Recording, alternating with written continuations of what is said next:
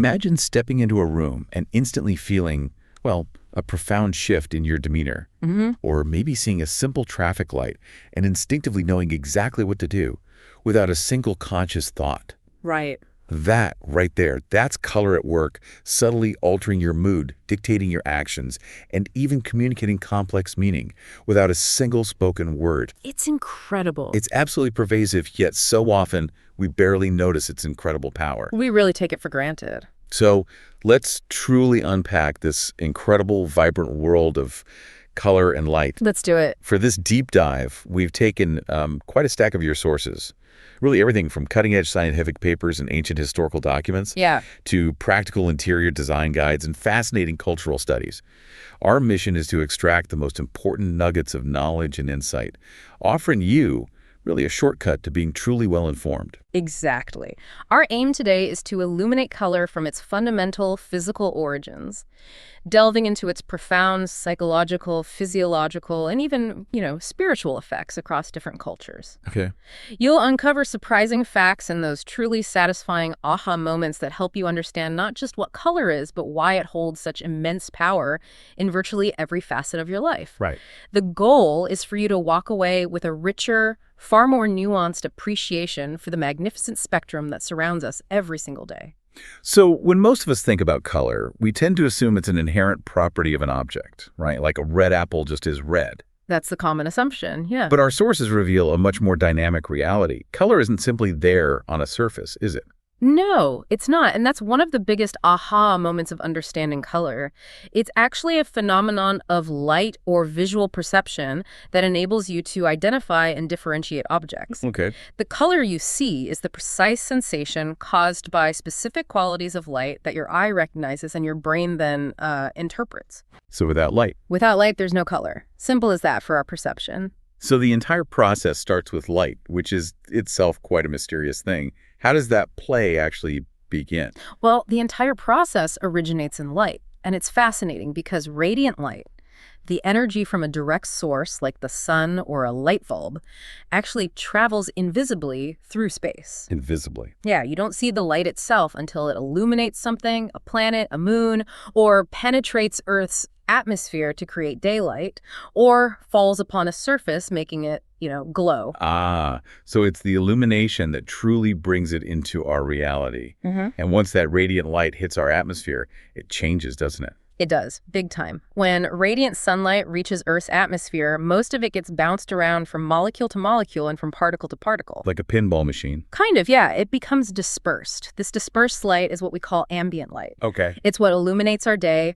makes surfaces visible, and crucially, carries information about forms and surfaces because they reflect light differently. Highlighting that inseparability again. Absolutely. It highlights the absolute inseparability of light and color. One simply cannot exist without the other for our perception. And the power of color, once it's perceived, is truly immense. Research suggests it's the most expressive element, directly or indirectly affecting emotions and evoking immediate reactions. Absolutely. Color is incredibly potent. Think about it. It can irritate or soothe your eyes, potentially raise your blood pressure, or suppress your appetite. Used effectively, it can influence our perception of temperature, maybe even saving energy. How so? Well, warm colors can make a room feel warmer, cool colors cooler, regardless of the actual thermostat reading, potentially reducing heating or cooling needs slightly.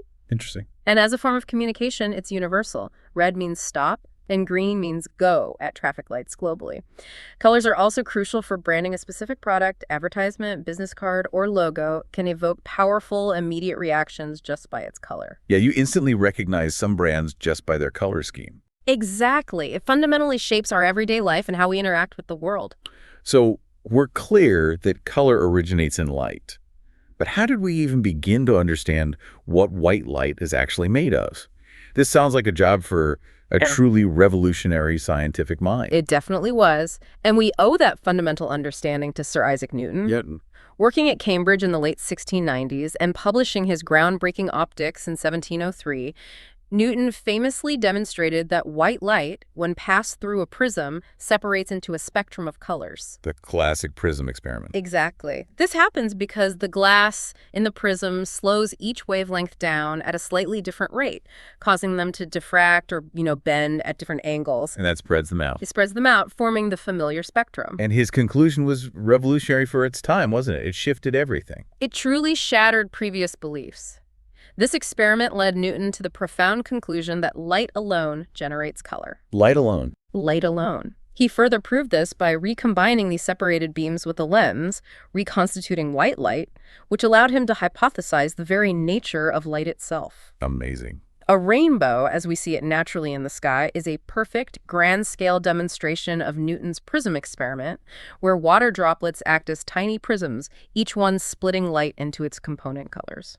That visible spectrum, the colors of the rainbow, red, orange, yellow, green, blue, indigo, and violet, how are they precisely ordered? They are arranged precisely according to their wavelengths. Red light has the longest wavelengths, generally perceived around 700 nanometers. That's 700 millimeters, right? While violet light has the shortest, perceived around 400 nanometers. It's 4 nanometers. And a nanometer is tiny, right? Incredibly tiny, 1/1000th of a meter. And speaking of wavelengths, how does energy factor into this relationship? Okay, so wavelength is simply the distance between two consecutive wave peaks. The relationship between energy and wavelength is inverse.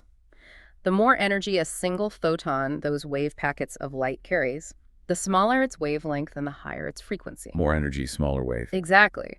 Conversely, if a light source keeps the total energy constant but emits more photons, their wavelength will be higher, meaning less energy per photon. Okay. Radiation with shorter wavelengths, meaning more energy, is called ultraviolet, which we can't see but can feel as sunburn. Right. And longer wavelengths with less energy are infrared, which we perceive as heat. Our eyes are uniquely sensitive to that narrow band between UV and IR, from about 400 to 700 nanometers, which we call the visible spectrum. It's a tiny window into a vast electromagnetic world. This all leads to a crucial question. How do objects themselves get their color? It's not just that a leaf is green, it's that it appears green. Exactly. The energy of the light dictates its color. When you see an object as a certain color, let's use your example of green leaves on a tree, it's because the chloroplasts in those leaves selectively absorb most of the visible spectrum's wavelengths. They soak them up. Except green. So green light is the wavelength that's reflected off the leaf, and your eyes then perceive that particular wavelength as green. So the color we see is what's left over. Fundamentally, yeah.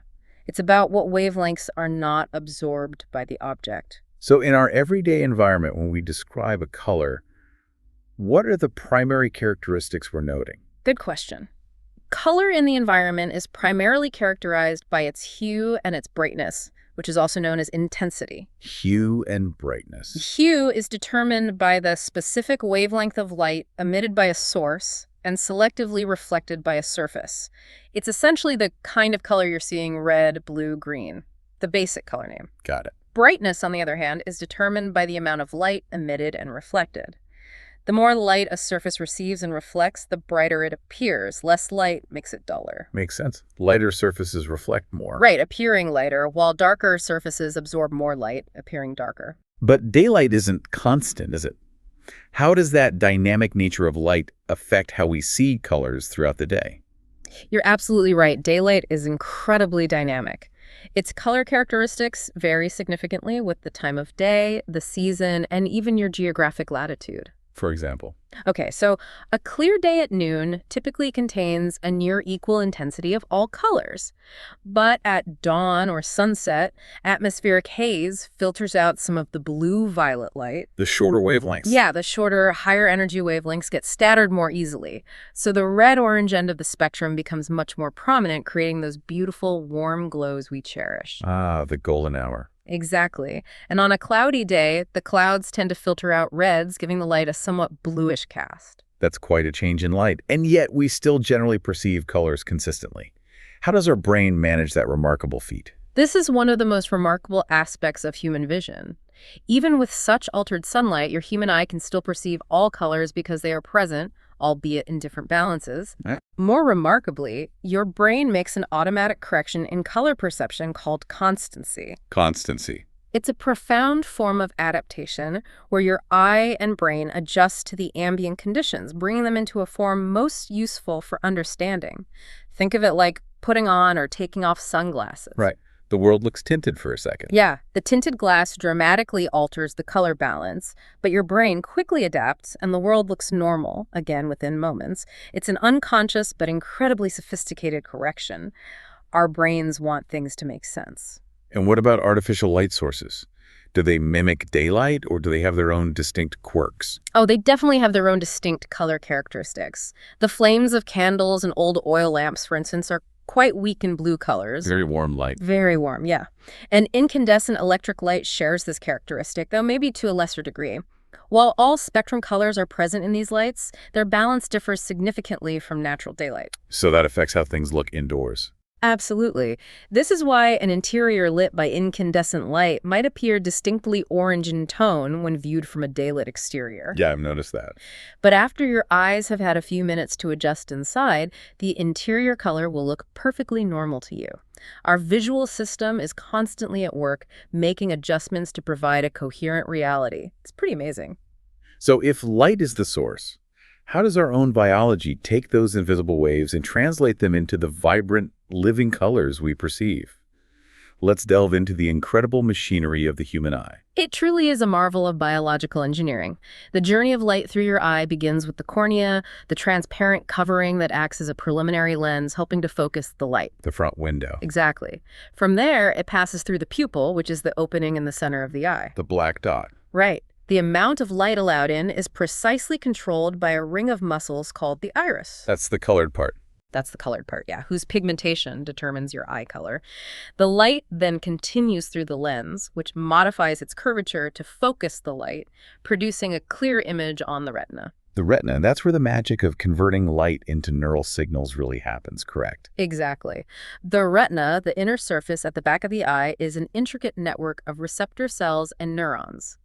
This is where the light is converted into neural impulses, which are then forwarded to your brain via the optic nerve. Okay. On the retina, you have millions of light-sensitive cells, shaped like rods and cones. These are your photoreceptors, the initial translators of light into something the brain can understand. And what's the difference between rods and cones? I remember hearing they handle different kinds of vision. That's right. They have distinct roles. Rods are highly concentrated around the edge of the retina. There are over 120 million of them in each eye. Wow, that many. Yeah, tons. They primarily transmit black and white information to your brain. Because rods are much more sensitive to dim light than cones, you lose most of your color vision in dusky light. That's why things look gray at twilight. Exactly. And your peripheral vision is less colorful for the same reason. It's the rods that help your eyes adjust when you enter a dark room. There are night vision specialists. And the cones. Cones, on the other hand, are concentrated in the middle of the retina, particularly in an area called the fovea. There are fewer of them, about 6 million in each eye. Still a lot. Still a lot, yeah. These are responsible for transmitting higher levels of light intensity that create the sensation of color and visual sharpness. They are your key to a detailed, colorful world. So the cones are the crucial component for seeing color. How do these different types of cones work together to create the full spectrum we experience?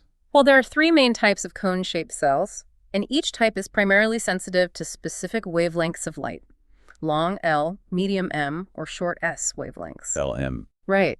These correspond roughly to sensitivities for red, green, and blue light, respectively. It's the combination of signals from these 3 types of cones, working in concert with connecting nerve cells, that provides your brain with enough information to interpret and name countless shades of color. So it's like mixing those 3 signals. Sort of, yeah. Think of them as a trio of sensors, each picking up a different part of the light spectrum. And your brain, like a master artist, blends their input into a complete, colorful picture. That's quite sophisticated. And I've heard our eyes are more sensitive to certain colors. Is that truly the case? It is an interesting biological detail. The human eye actually perceives more variations in warmer colors, like reds, oranges, and yellows, than it does in cooler ones. Why is that?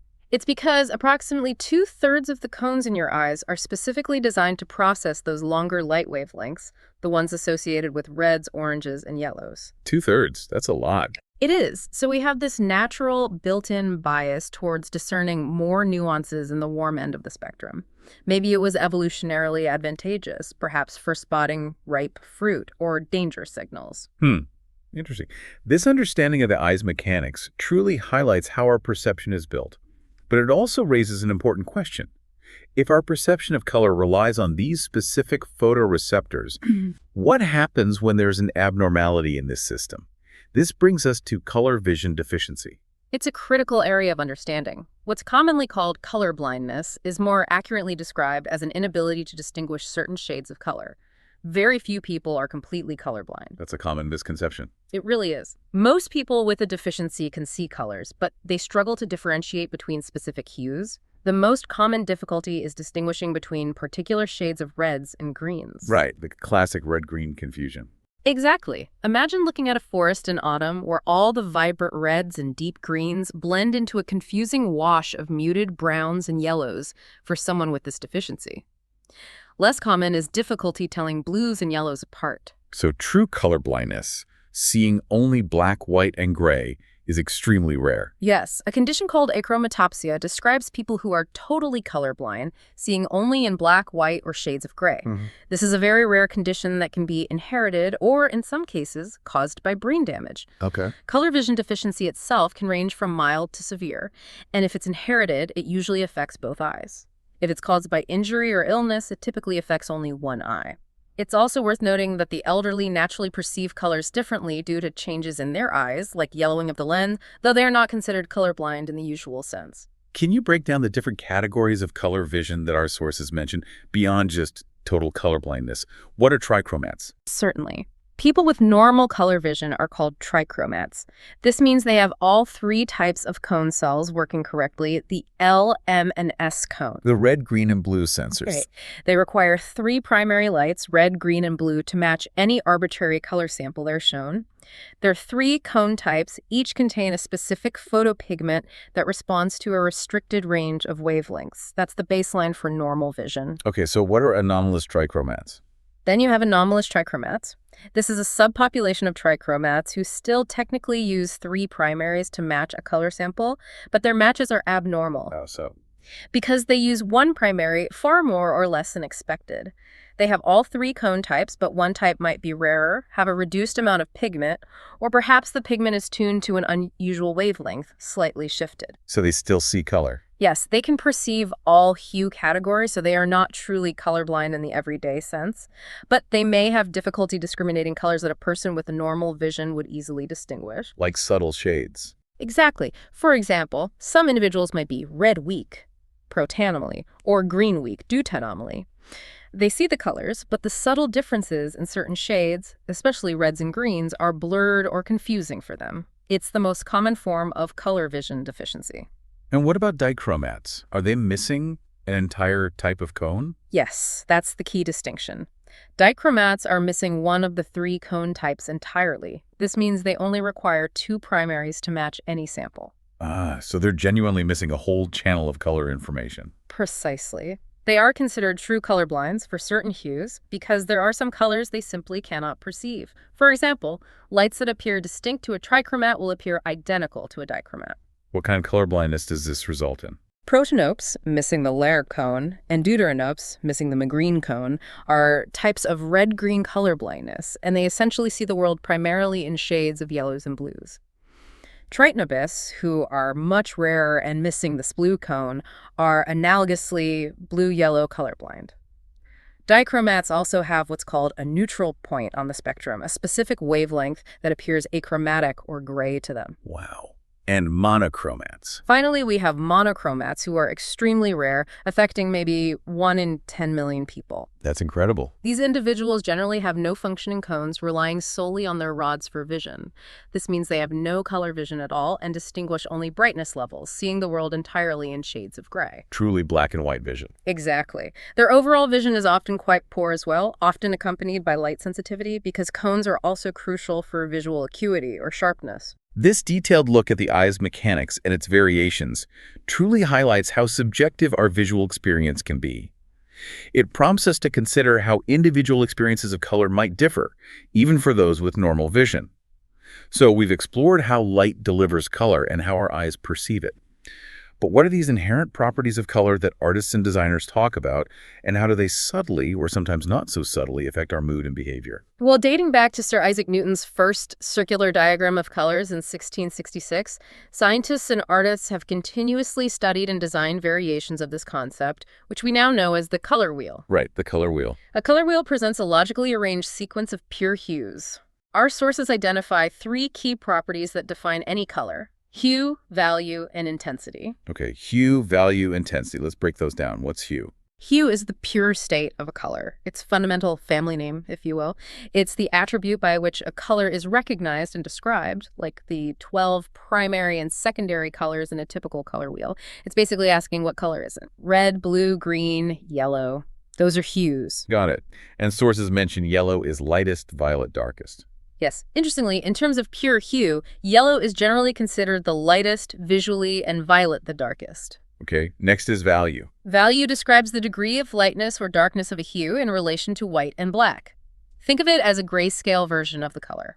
So adding white or black. Exactly. If you add white to a hue, you create a tint, which is a lighter value, like turning a deep blue into a soft baby blue. That's a high-value tint. Pink from red. Pink from red, exactly. If you add black, you get a shade, which is a darker value, a low value. Think navy blue from blue or maroon from red. And the original color. The pure, unmixed color is referred to as its normal value. Okay, hue, value. What's intensity? Intensity, also known sometimes as saturation or chroma, refers to the brilliance or dullness of a hue. This directly depends on its purity, how much pure color is present. So how bright or muted it is. Exactly. A hue in its pure, unmixed state is at its brightest, meaning it has high intensity. When it appears dull or grayish, it has low intensity. And are there specific ways to manipulate that intensity to make a color brighter or duller? Yes. There are 3 primary ways to decrease a hue's purity and thus lower its intensity. Oh. First, you can dilute it like you would by adding more water to watercolor paint.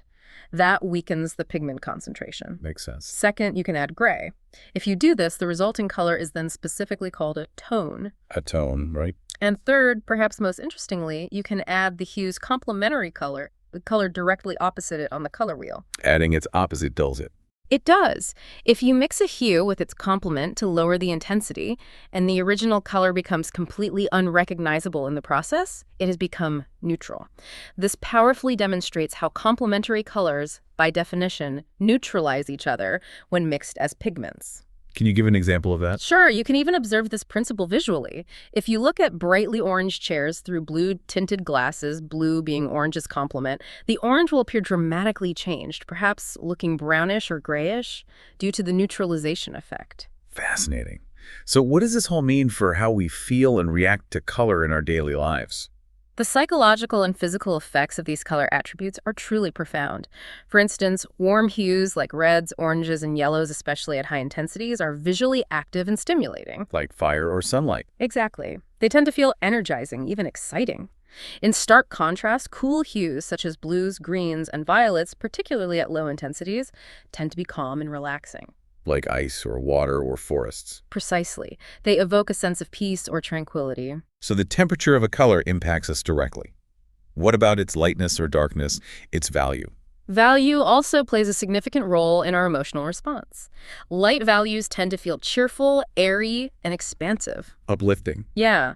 Middle values often come across as more unmanding, balanced, perhaps even passive, and dark values are frequently perceived as somber, serious, sometimes even gloomy or mysterious. And grabbing attention. When it comes to grabbing attention, bright, intense colors and any strong contrast, whether in hue, value, or intensity, are naturally eye-catching and demand-focused. They pop out. They really do. Grade hues and middle values are less forceful, tending to recede into the background. Essentially, contrasting values, hues, and intensities make us more aware of shapes and forms. Things become less visually distinctive if they're too similar in value, making the visual environment less clear or engaging. Contrast creates clarity. This must have huge implications for interior design, where colors shape entire spaces. Can you give us some specific examples of how these properties play out in a room? Absolutely. Interior designers leverage these effects constantly to manipulate spatial perception and mood, for instance. A light-colored ceiling will nearly always make a room appear higher. Okay. Intense colored walls in a room will make that room appear smaller, visually drawing the walls inward. Makes it feel cozier, maybe. Or potentially more cramped, depending on the intent and the size. Dark wood paneling for the walls will have the same effect, making a room appear smaller. Right. Conversely, pale green walls, a cool light value color, will make a room appear bigger, creating a sense of spaciousness. Interesting. Even on a person wearing a warm, intense color like an orange shirt will tend to make them look bigger or more prominent. And what about walls seeming to move closer or further away? That's the concept of advancing or receding colors. For advancing walls, meaning they seem to come closer to you visually, a dark red wall, warm, dark value, will seem to advance much more strongly than a pale pink, warm, light value. And similarly, a dark blue wall, cool, dark value, will seem to advance more than a pale orange, warm, light value. Generally, warm, dark, and intense colors advance, while cool, light, and dull colors recede. Wow.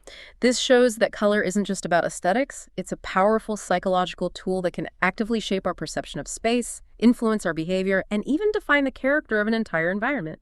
It's truly a fundamental means of communication for designers. It's one thing to understand individual color properties like hue, value, intensity, but the real magic, I think, happens when colors are combined. Oh, absolutely. An awareness of traditional color harmonies seems incredibly useful for understanding why certain colors just work together effortlessly and why others seem to clash or feel off. That's exactly right. These harmonies provide a framework.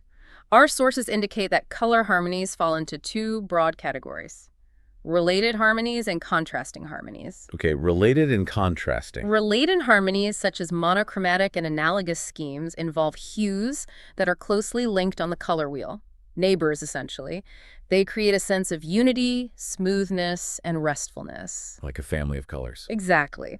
Contrasting color harmonies, on the other hand, unite hues that are separated on the color wheel, often directly opposite. These tend to offer more visual dynamism, energy, and excitement.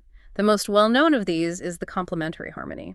Let's dive into those schemes, starting with monochromatic. What defines them? It sounds like one color. That's essentially it. Monochromatic schemes are based on a single hue, varied only in its value, meaning its lightness or darkness, tints and shades, and its saturation, its purity or dullness. So different blues, maybe. Exactly. You might see pale blue, a pure mid-tone blue, and a deep navy blue, all used together in one space. In interior design, this approach is simple and generally easy to use because harsh clashes are almost impossible. Safe bet. A safe bet, yeah. A monochromatic plan can be very sophisticated, elegant, unified, and wonderfully relaxing. It works well with both traditional and contemporary interiors. But there's a risk of it becoming too uniform, isn't there? A bit boring. There is. That's the primary challenge. The real danger with monochromatic schemes, especially in interiors, is monotony. Rooms dominated by a single strong color can look dramatic in photographs, but they can be hard to live with over an extended period. Maybe better for spaces you're not in all the time. Possibly, yeah. They might work best for spaces people occupy only briefly. The key to success lies in achieving irregularity, making sure the intervals between the values are definite and apparent, and crucially, by avoiding equal areas of color. You need variety within the single hue. Break it up. Right. Desaturated monochromatic schemes, using duller versions of the hue, are very subtle and quiet. Strong value contrasts, very light next to very dark, are more active and lively. And intense, highly saturated schemes are, of course, powerfully colorful. A monochromatic scheme can also serve as an excellent background for brighter accent colors from other hues, though at that point, the overall arrangement technically ceases to be purely monochromatic. Moving on to analogous schemes. How do they differ from monochromatic? Analogous means similar, right? It does. Analogous schemes achieve harmony by combining hues that are close together on the color wheel neighbors. Typically, it involves no more than 3 colors sitting right next to each other. Like slices of the color pie. Exactly. These 3 hues are unified because they share a common underlying color. For instance, red, red-orange, and orange all share red. This approach offers more variety than monochromatic schemes while still maintaining a strong sense of cohesion. So still related, but with more options. Right. It's generally recommended that this scheme be restricted to about 1/4 of the color wheel, which usually means 3 adjacent hues. Examples would be red, red-orange, red-violet, or yellow, yellow-orange-orange, or blue-green, green, yellow-green. Usually, one hue serves as the dominant key color, often the one in the middle. Any nuances there, like warm versus cool analogous? Definitely. A cool analogous scheme, perhaps using blues, blue-greens, and greens, might be used effectively to offset the effects of a hot climate or to emphasize a sense of calm, serenity, or quiet contemplation. It's worth noting, though, that neither analogous nor monochromatic schemes fully satisfy the after-image phenomenon, that quirk of vision where staring at one color makes you briefly see its complement when you look away. These related schemes lack that complementary contrast. Ah, okay. And then there's the popular complementary scheme. That's a classic for a reason, right? Opposites attract. It absolutely is a classic. Complementary schemes are based on hues directly opposite each other on the color wheel. Red and green. Red and green, the Christmas classic. Also purple and yellow, or blue and orange. These harmonies inherently offer much more contrast and naturally introduce both warm and cool colors into an environment. When they're skillfully assembled, they tend to seem bright, energetic, and balanced. But I imagine there's a fine line with these. Given the high contrast, it could get loud. You're perceptive. That's the main danger. They can easily become overbright or visually jarring. Interiors with strong, bright reds and greens, for example, can appear unpleasantly harsh or tiring over time. Yeah, that sounds intense. It can be. Careful handling of value and intensity is essential for success with any contrasting scheme, especially complementary. Typically, successful complementary schemes use a color of low chroma, meaning low saturation, a duller version, and either a high or low value, like soft tints or dark shades, from one side of the wheel to cover large areas. So the main color is muted. Right. Then, stronger, more intense versions of the complementary color from the opposite side of the wheel are used for smaller, impactful accents. Think pillows, artwork, accessories. Ah, pops of color. Exactly. Another strategy is neutralizing each color by adding a little bit of its complementary to it. This helps to unify the scheme and reduce the harshness. This can involve a pair of a primary and secondary hue, a pair of two tertiary hues, or even 2-3 analogous hues in low chroma on one side, balanced by a single strong complementary hue on the opposite side. What about split complementary? That sounds like a sophisticated variation, sort of hedging your bets. It is a good way to think about it. A split complementary scheme consists of one base color and the two colors that sit next to its direct complement on the color wheel. Okay, give me an example. So if you pick red as your base, its direct complementary is blue-green. But the split complementary scheme uses the colors bordering blue-green, which are blue and green. Your scheme would then comprise red, blue, and green. So not the direct opposite, but its neighbors. Exactly. This scheme generally works best by using lower levels of intensity for the hues from one side of the wheel, like the blue and green, to cover larger areas, and then reserving more intense hues from the other side, the red, for smaller accents. So soft green walls, maybe blue furniture, and then bright red accents. That's a perfect example. Or you could flip it. Desaturated red-orange and red-violet used in large areas, matched with intense green as an accent color.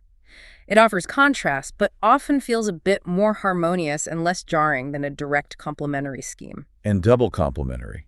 That sounds even more complex, like two pairs. That's exactly what it is. A double complementary scheme involves the use of two closely related hues and their respective complements. Basically, two pairs of complementary colors. One example would be red and red-orange combined with their complements, green and blue-green. 4 colors in total. 4 colors, yes. These schemes are generally more workable and less chaotic when 2 or 3 of the hues in use are of low intensity rather than strong, bright tones, just to prevent visual overload.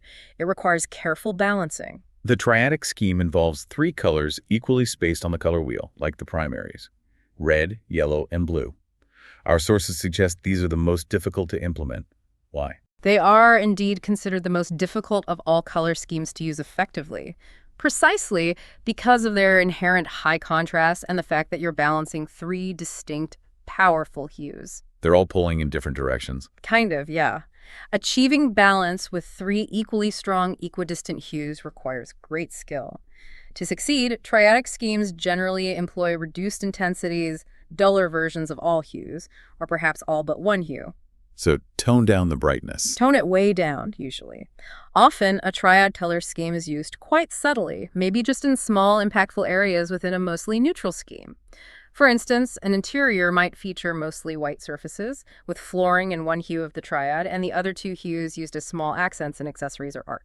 So not painting the walls red, yellow, and blue. Generally, no, that would be a lot. The same high contrast challenge applies to tetradic schemes, which use any four hues equidistant from each other on the color wheel. They are also quite difficult to balance effectively without careful control of intensity and proportion. Moving into the realm of more subtle and understated schemes, we have neutral with one hue. What's the core idea there? This scheme is very popular and quite straightforward. It involves using earthly neutral colors, such as browns, grays, beiges, and taupes as the primary palette for the space. A foundation. Exactly. The foundation is neutral. These are then accented with one single distinct color from the color wheel. This accent color provides a focal point or a carefully placed splash of interest without overpowering the overall calm and sophisticated neutral base. It's a great way to introduce personality without committing to bold colors everywhere. And just neutral schemes on their own, what variations exist there? Neutral schemes broadly use those earthly neutral colors like browns, grays, and taupes, often chosen without specific concern for the natural colors of materials, which we'll get to. These colors are inherently safe and non-clashing, making them generally acceptable in virtually any situation. Always a safe choice. Pretty much.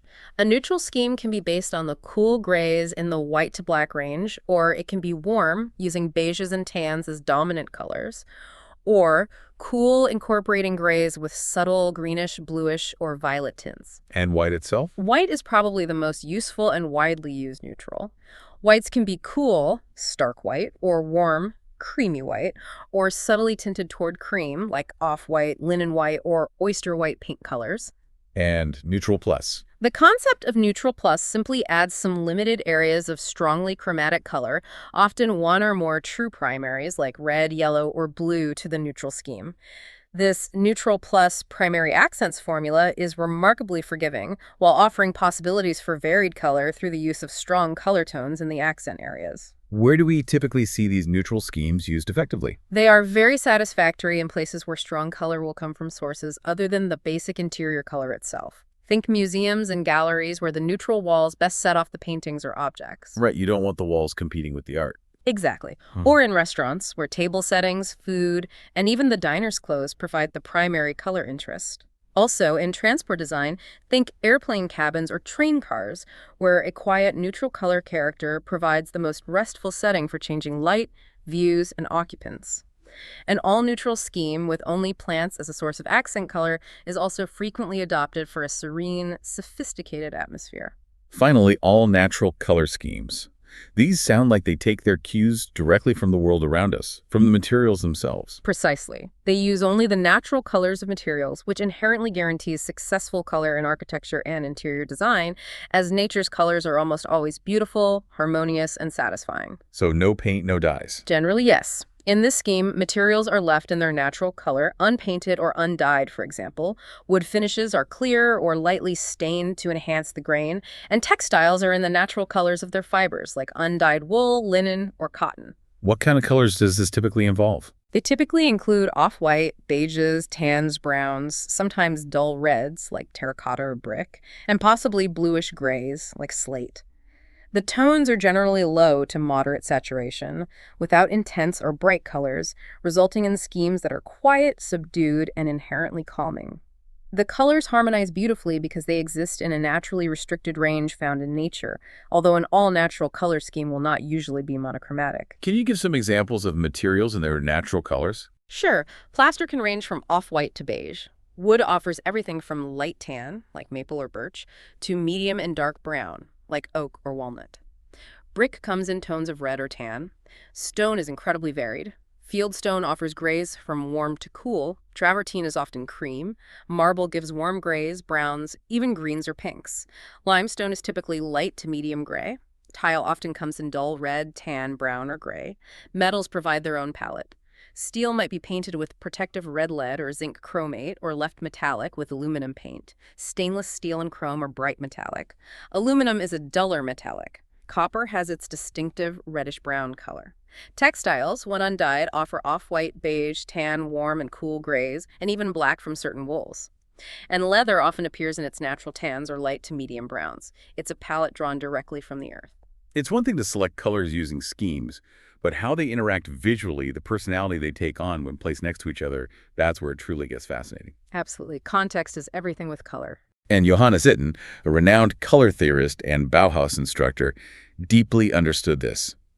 He believed that colors should not be judged in isolation, and he famously formulated 7 distinct types of color contrast. Yes. Itten followed in the footsteps of Goethe in exploring color as a series of contrast systems, but he brought his own deep insights based on intuition, education, and keen observation of nature. His approach, though often mathematically grounded, also deeply valued individual perception and the subjective experience of color. So these contrasts are fundamental to design. They really are. They explain the visual dynamics at play when colors meet. Let's explore them. The first is contrast of hue. Contrast of hue. This contrast uses distinct, pure colors from different parts of the color wheel, bringing together unadulterated hues. It's about the clash or vibrancy of different color families. Like putting pure red next to pure blue. Exactly, or yellow next to green. For instance, in the interior of the SRK Legal Assistance Office, the Dutch firm Eiking de Lauwer uses contrast of hue to great effect. Colors playfully interact through the space. Lime yellows, blues, and reds in the felt poppy figures lift the environment from a staid office to a lively series of colored spaces, creating an energetic, almost joyful impact. It's pure color contrast. That's a great example of how pure color can inject energy. What's next on Itten's list? Next up is cold-warm contrast. This plays on the psychological temperature of colors, the inherent feeling of warmth, reds, oranges, yellows, or coolness, blues, greens, violets they evoke. We talked about that effect earlier. We did, and Itten codified it as a specific contrast. It's an effective way to create distinct zones or moods within a space, or to create visual tension.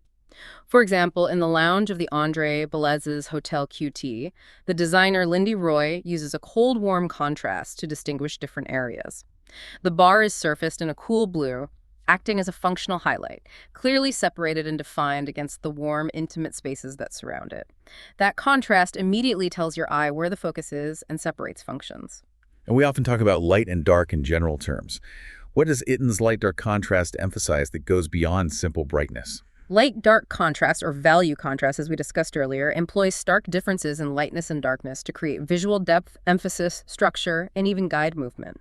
It's perhaps the most fundamental contrast for legibility and form. Okay. Consider a showroom for the textile manufacturer Kvadrat in Stockholm.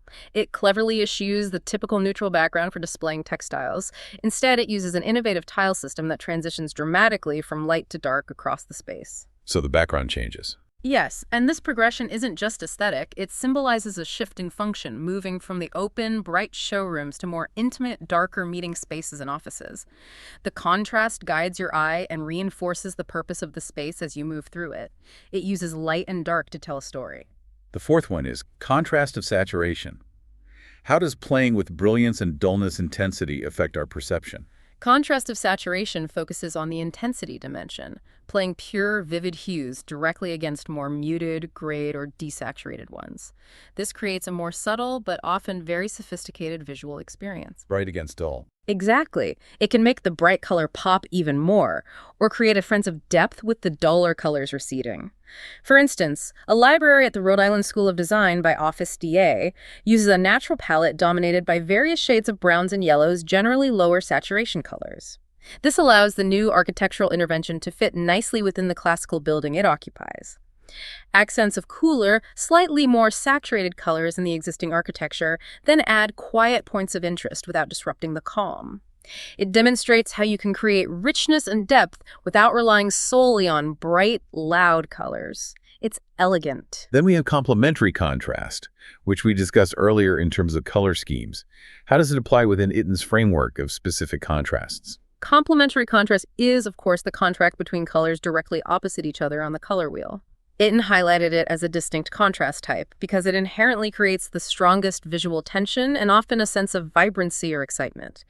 The colors mutually intensify each other when placed side by side. So it's about that inherent opposition. Exactly. In the Maple Leaf Lounge at Toronto's Pearson International Airport, designed by Kuwabar Payne McKenna Blumberg in association with Sekid BYV Design, they use complementary contrast, perhaps blues and oranges or reds and greens, but crucially, they do it in a relatively muted palette. Ah, controlling the intensity. Right. This allows them to leverage the inherent visual energy of the complementary relationship to draw attention to specific moments or areas within the spatial sequence, but without it being overly aggressive or tiring to the eye, as a highly saturated complementary scheme might be. It's a sophisticated use of that built-in visual tension. Simultaneous contrast is a truly fascinating one, isn't it?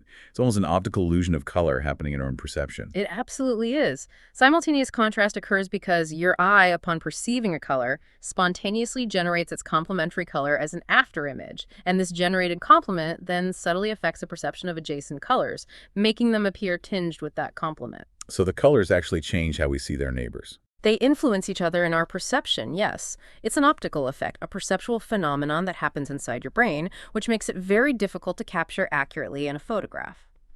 However, in the Montreal Convention Center, the architects Saya-Barbaris Tapuzanov playfully use actual light against painted color surfaces to suggest additional colors and interactions. As the natural sunlight changes position and color temperature over the course of a day, new visual combinations appear to the viewer, hinting at this dynamic, almost magical, simultaneous interaction of color and light perception. It highlights how unstable color perception can be. And finally, let's get into Itten's seventh contrast. Contrast of extension, also known as contrast of proportion. This is where we can talk about that computational example showing how precisely color area can be balanced. Right. This contrast focuses purely on the relative amounts or areas of color used within a composition. It emphasizes how the physical size of a color area directly impacts its visual force or weight in the overall design. This is particularly relevant, obviously, to the design of interior environments where surfaces cover large areas. So a small bright patch versus a large dull one. Exactly. Two primary factors determine the visual force of a color in this context. Its brilliance, which is related to its light value compared to a neutral gray, and its extent, which is simply the total area covered by the color. A small area of a very brilliant color can balance a large area of a duller color. And Goethe, remarkably, assigned numerical values to colors that could be used for this computation. Can you remind us of those? He did. Goethe's light value system assigned specific numerical values reflecting their perceived lightness or visual weight. Yellow is 3, orange is 4, red is 6, violet is 9, blue is 8, and green is 6. You can see how the perceived brightness often relates inversely to these values. Yellow is visually the brightest, but has the lowest numerical value in his system, while violet is darkest, but has the highest value. Okay, so how do we use those numbers to calculate balanced proportions? You can use a simple percentile form to determine the proportional area needed for two complementary colors to achieve visual balance, according to Goethe's values. Let's take violet and yellow again as our example, complements with values of 9 and 3, respectively. Violet 9, yellow 3. First, you find the sum of their values. 9, violet, plus 3, yellow, 12. This sum acts as our least common denominator for the calculation. Okay, total value is 12. Then you convert each color's value into a fraction of that total and multiply by 100% to find its ideal proportion in a two-color scheme aiming for equilibrium. The calculation is 9, 1,200%, which equals 75%. The calculation is 3 1,200%, which equals 25%. So 75% violet, 25% yellow for balance. Exactly. This indicates that for a visually balanced look based on Goethe's perceived values, violet should cover 3/4 of the colored area and yellow should cover just 1/4. It's a powerful insight for designers aiming for harmony through proportion. That's incredibly precise. But what if a significant portion of the space is in neutral colors, not part of the primary color scheme? How does that affect the calculation? That's a very common scenario in real-world design. If, for example, 50% of the entire area is in neutral colors, like white, gray, or beige, you simply subtract that percentage from 100%, leaving 50% as the remainder that needs to be balanced between your chosen colors. Then you multiply this remaining 50% by the color fractions you just calculated, 75% and 25%, instead of multiplying by 100%. Okay, run the numbers for me. Sure. For our violet and yellow example, with 50% of the total area being neutral, violet's portion would be 9, 12, 50% would be 3, 12, 50% would be 3, 12, 50%. I give 12.5% of the total area. Yeah, so 37.5% violet, 12.5% yellow, and 50% neutral. Exactly. That distribution would, according to the system, create a harmonious balance considering both the colored and neutral spaces.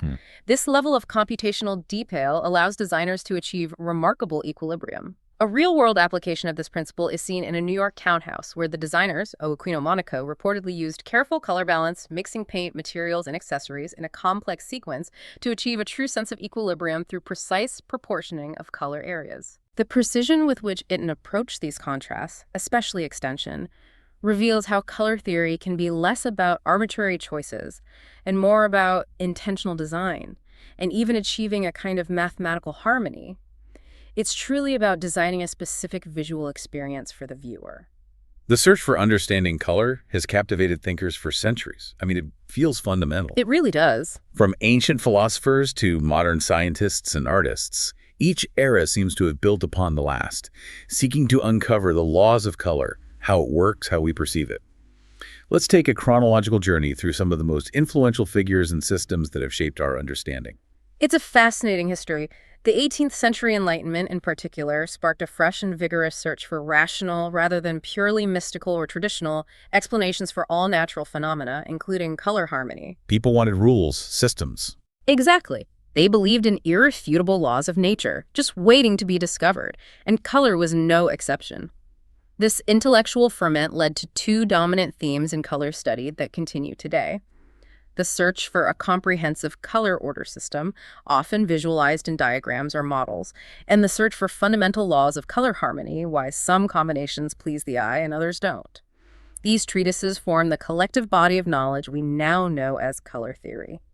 And the origins of these structured ideas stretch back quite far, even before the Enlightenment really kicked into high gear, don't they? Indeed. While less known today, early systems definitely emerged. Our sources mention Aaron Sigfrid Forsius in Finland back in 1611.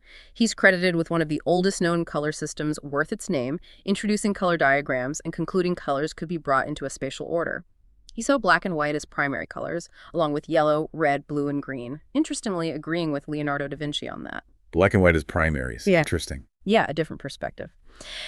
Then in 1613, the Belgian mathematician François de Guillain presented a system using three basic colors, seen as a forerunner. And in 1646, Athanasius Kircher, a German scholar, explored the fascinating idea of color music in his Ars Magna Lucis et Umbrae, the great art of light and shadow. He believed each musical sound had a necessary objective correspondence to a certain color. Color music. Right. His system provided a firm idea of mixed colors based on a linear construction with white, black, yellow, red, and blue as primaries. Kircher viewed color as a genuine product of light and shadow, stating it is shadowed light and everything in the world is visible only by means of shadowed light or illuminated shadow. Very poetic view. But the true turning point, as we've already discussed, was Sir Isaac Newton. He really brought the physics into it. Absolutely. Newton, working in 1666, then publishing Optics in 1703, his groundbreaking work developed the first circular diagram of colors, the precursor to our modern color wheel. And crucially, he shattered ancient beliefs by splitting sunlight into component wavelengths with a prism, proving definitively that light alone generates color. This was a monumental aha moment that fundamentally reshaped how we see color, naming the 7 spectral colors: red, orange, yellow, green, blue, indigo, violet by analogy with the 7 notes of the musical scale. From light to pigments, who tackled that side first? Following Newton in the 1730s, we encounter Jacques-Christophe Leblanc, a French printmaker. His unique and vital contribution was identifying the primary nature of red, yellow, and blue specifically while mixing pigments for color printing. The subjective primaries. Exactly. This is a crucial distinction from Newton's focus on additive light mixing. His treatise, Colorido, offers us the first clear concept of 3 subtractive primary colors, red, yellow, blue for pigments, laying a foundational cornerstone for present-day subtractive color theory, which is absolutely vital for printing and painting. He invented the fundamental 3-color palette for printing. And from there, the concept of a color wheel for pigments really took off, didn't it? It did, building on Leblanc's work. Moses Harris, an English engraver, took Leblanc's 3 primaries and in 1766 produced the first printed expanded circle of relationships, essentially the first printed color wheel, explicitly addressing subtractive artists and printers' colors. He innovatively included black as the only neutral and believed red, yellow, and blue as the greatest opposites should be placed at the greatest possible distance from each other in the circle. He made a clear distinction between prismatic or primitive colors, unmixed pigments, and compound colors, mixtures. Were others working on similar ideas around then? Yes, it was a period of exploration. Around the same time, Tobias Mayer in Germany, 1755, was developing color theory using mathematics, also choosing red, blue, and yellow as triad colors. Johann Heinrich Lambert, also German, 1772, presented the first known 3-dimensional color system, a pyramid structure, based on Mayer's earlier color triangle. That same year, Ignaz Schiffermüller in Austria published his own color circle based on 4 colors: red, blue, green, and yellow, divided into 12 segments with rather fanciful names for the transitions. Then we get to another colossal figure in color history, Johann Wolfgang von Goethe. He famously opposed Newton's purely physical theories. What was his distinct perspective? He did, quite strongly. Goethe, a towering literary figure but also a keen observer of nature, was absolutely fascinated by color. He viewed colors not as mere components of light, reducible to physics, but as an entity of their own, as experienced realities, something fundamentally tied to human perception, emotion, and psychology. So, more about how we feel color. Exactly. He published his seminal theory of colors in 1810, which contained didactic sections explaining his observations, polemic sections vehemently arguing against Newton's conclusions, and detailed historical insights. He provided some of the earliest and most accurate descriptions of perceptual phenomena like colored shadows, refraction effects, and chromatic aberration. He observed, for example, that color seems to arise at the edges between light and dark, and the spectrum occurs where these colored edges overlap a very different starting point from Newton's prism. His most familiar contribution is probably the symmetrical 6-hue color circle: red, orange, yellow, green, blue, violet. And, as we discussed, he also developed his light value system, assigning numerical values to colors like yellow 3 and violet 9, reflecting their perceived lightness or darkness, a concept that later proved useful for understanding visual balance and Ibsen's contrast of extension. And from Goethe's era, we start to see the development of more complex three-dimensional color systems, trying to capture color in its full complexity: hue, lightness, saturation all at once. Exactly. The challenge was how to map this multi-dimensional reality. Philipp Otto Runge, a German Romantic painter, introduced the first spherical color system, his Farbenkugel, or color sphere, in 1810, the same year as Goethe's major work. His ambition was ambitious: to construct the precise proportion of all possible color mixtures and map their affinities in a single intuitive model. His color sphere had the pure colors, red, yellow, blue around the equator, with white at the North Pole and black at the South Pole, and tints and shades filling the interior. A globe of color. Essentially, yes. His work marked a temporary culmination in the development of 3D color arrangements, moving beyond simple circles. And Johannes Itten later drew direct inspiration from Runge's sphere for his own flattened color star. Then there's the industrial chemist, Michel Eugène Chevreul. He worked for Tapestry Works, right? What was his monumental contribution, particularly regarding how colors affect each other when placed side by side? Yes, Chevreul was the director of dyeing at the Gobelins Tapestry Works in Paris, which put him in a perfect position to observe color interactions closely. He meticulously developed many laws of color harmony based on empirical observation, driven by complaints about the inconsistency of dye colors. In 1839, he published his highly influential The Law of Simultaneous Color Contrast, another foundational document in color theory. That simultaneous contrast again. Yes, he really nailed it down. He famously discovered problems with the interaction of colors on a surface, such as how the perceived depth or vibrancy of a black dye changed dramatically depending on the surrounding colors. His law of the simultaneous contrast of colors states that when the eye sees two contiguous colors, they will appear optically as dissimilar as possible, both in hue and in tone, lightness, darkness. He adapted Newton's hue circle, locating the 6 subtractive primary, red, yellow, blue, and secondary, orange, green, violet colors. His detailed 72 color circle is based on these primaries and secondaries with their many intermediate mixtures. He also envisioned tints, shades, and neutralized values arranged three-dimensionally in his color hemisphere. His work was hugely influential, especially for artists like the Impressionists and Post-Impressionists who were exploring optical mixing and color relationships. So we have Newton's light-based system, additive, Leblanc's pigment-based system, subtractive, and Chevreul's work on how colors interact perceptually. Who brought in the modern understanding of light primaries, the RGB we use in all our electronics today? That crucial piece comes primarily from James Clerk Maxwell, a brilliant Scottish physicist working in the mid-19th century. Building on earlier work by Thomas Young and Hermann von Helmholtz, which formed the Young-Helmholtz trichromatic theory, Maxwell identified red, green, and blue, RGB, as the additive primaries of light. Additive meaning adding lights together makes lighter colors. Correct. His theory of color vision, presented in 1859, is acknowledged as the origin of quantitative color measurement, or colorimetry. He demonstrated mathematically and experimentally that all colors of light could be created by mixing these 3 spectral colors, RGB, in varying proportions. Most famously, he produced the first durable color photograph in 1861 by photographing a tartan ribbon through red, green, and blue filters, and then projecting the resulting black and white images back through the same filters to recombine them into a color image. The first color photo. Wow. Yeah. This trichromatic process he demonstrated is the fundamental basis of modern color photography, television, computer monitors, and essentially all digital displays. Earlier, Thomas Young had theorized back in 1807 that all colors could be mixed from 3 basic colors. Proposing color vision resulted from 3 different photoreceptor types in the eye, which Helmholtz later expanded upon. Maxwell provided the experimental proof and mathematical framework. We should also mention Ogden Rood, an American physicist whose 1879 book Modern Chromatics clearly explained concepts like additive versus subtractive mixing and thoroughly described the 3 attributes of hue, saturation, purity, and value, luminosity. His work was also highly influential, particularly on artists like Seurat. And then, as we move into the 20th century, we get to, arguably, the father of modern color theory, as it's often taught today, especially in the U.S. You're likely thinking of Albert Henry Munsell. Munsell, right? An influential American teacher and artist, Munsell developed the widely adopted Munsell color system.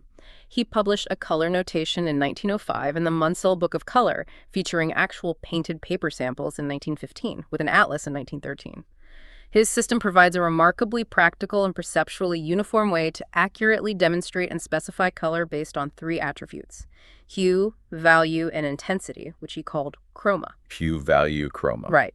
He organized colors using a precise numerical and letter designation within a logical 3-dimensional model, often visualized as a color tree. Hue is laid out in a 3D circle around a central axis with 10 main hues, 5 primary, 5 secondary. Value, the lightness-darkness, is a 9-step vertical scale from black, value level 1, the trunk, to white, value level 10, the top, with graded grays in between. And chroma, the saturation or purity, extends horizontally outwards from the central gray axis, chroma level 0, like branches of the tree, sometimes reaching chroma levels of 20 or even 30 for fluorescent colors. And it uses a specific notation. Yes, a Munsell notation identifies a color precisely, like HVC. For example, 5RP58 means a red-purple hue, 5RP, at value level 5, mid-gray, with a chroma level of 8, fairly saturated. His system became a standard in the U.S. and internationally, still widely used by paint, ink, and paper manufacturers, designers, and even soil scientists and conservators for accurate color communication and analysis. It's based on human perception, striving for visually equal steps between colors. And Munsell had contemporaries who also developed important systems, like Wilhelm Ostwald. He did. Wilhelm Ostwald, a German chemist and Nobel Prize winner, though not for color, was also an amateur painter keenly interested in color order. He developed his own system that creates a color space based on dominant wavelength, purity, and luminance, essentially mapping hue, saturation, and brightness in a different way than Munsell. He published Die Farbenfibel, the color primer, in 1916, and Die Harmonie der Farben, the harmony of colors, in 1918. How did his system differ? He classified colors into achromatic, white to gray to black, arranged as an 8-gradation grayscale, and chromatic. His chromatic system was based on the theories of the German psychologist Ewald Hering, who proposed opponent pairs like red, green, and yellow, blue, using red, yellow, green, and blue as his 4 psychological primaries. His color space was often represented as a double cone or triangles based on hue, white content, and black content. His system was influential and notably used in the Bauhaus school in Germany. We should also briefly mention Shinobu Ishihara in Japan, who developed the Ishihara color test plates around 1917 to detect red-green color blindness, those plates with numbers hidden in colored dots. Finally, the Bauhaus period seems to have been an absolute hotbed of color theory innovation, bringing together many of these ideas and pushing them forward. Absolutely. The early 20th century, particularly at the Bauhaus, founded 1919, saw major advances from artists and theorists like Wassily Kandinsky, Paul Klee, and, as we've mentioned, Johannes Itten, another pivotal Bauhaus instructor. Itten famously believed colors took on entirely different personalities when combined, and he formulated the 7 types of color contrast we discussed earlier, building on Goethe's work but with his own perceptual focus. His color star is a 2D representation derived from Otto Runge's color sphere, and he published The Art of Color, describing his ideas as a furthering of Adolf Hölzel's color wheel. Itten's own color circle is based on 12 paint colors, primary, red, yellow, blue, secondary, orange, green, violet, and the 6 tertiaries. He taught an innovative preliminary course at the Bauhaus that heavily emphasized color and material exercises. And his approach was quite influential. Very. While his color chords and contrasts often had a mathematical or geometric basis, Itten's approach to color theory was notably less rigid than some predecessors. His focus was as much on individual perception, intuition, and the psychological effect of color as on mathematical relationships. And then there was Joseph Albers, another Bauhaus figure who took things in a new direction. Indeed. Joseph Albers, also from the Bauhaus, made what many consider the final break with the traditional color order systems. After fleeing Nazi Germany, he became arguably the most influential name in color theory education in the United States, particularly through his teaching at Black Mountain College and Yale. His seminal 1963 book, Interaction of Colors, contained nothing like the usual charts or rigid systems. Instead, he taught that true understanding of color comes from an intuitive approach through direct visual experience and studio exercises. Practice over theory. Exactly. His book explicitly reverses this order and places practice before theory. He relentlessly stressed the instability and relativity of perceived colors, how a color changes dramatically depending on its neighbors and their powerful, often deceptive effects. He was the first major theorist to truly assert the primacy of the visual experience over abstract structure or purely intellectual considerations. His famous series, Homage to the Square, explores these subtle interactions endlessly. So the Bauhaus really was a crucible for modern color thought. It truly was. Artists like Kandinsky, Itten, Klee, and Albers, along with others like Faber-Buren, who focused on applied color psychology, made major advances in color theory in the early 20th century, bringing the study of color to a level of critical attention and practical application not seen since Goethe's direct challenge to Newton centuries earlier. These historical developments show a continuous evolution from purely physical understandings of color to integrating human perception, psychology, art, and even industrial application. Each theorist built upon, or sometimes famously opposed, the ideas of their predecessors, culminating in the complex, nuanced systems and understandings we navigate and use today. Building on those incredible historical foundations, we now have highly sophisticated systems that define, reproduce, and communicate color with remarkable precision across various industries. Let's look at the titans of modern color specification: CMYK, RGB, and Pantone. These are the systems most of us interact with daily, even if we don't realize it. They are absolutely critical for global communication in design, printing, manufacturing, and digital media. First, we have the CMYK system, also known widely as process color, printer's primaries, or the four-color system. CMYK, cyan, magenta, yellow, K. K for black. The primaries are indeed cyan, which is a specific blue with a slight greenish tinge, yellow, and magenta, a vibrant violet red. The crucial fourth color is black, designated by K, often standing for key, as the key plate usually printed in black provided detail, or simply black to avoid confusion with blue. And this is for printing, right? It's subtractive. Yes, exactly. This is the subtractive color system used ubiquitously by the print industry. Subtractive means you start with white paper and the inks subtract or absorb certain wavelengths of light, reflecting the remaining colors back to your eye.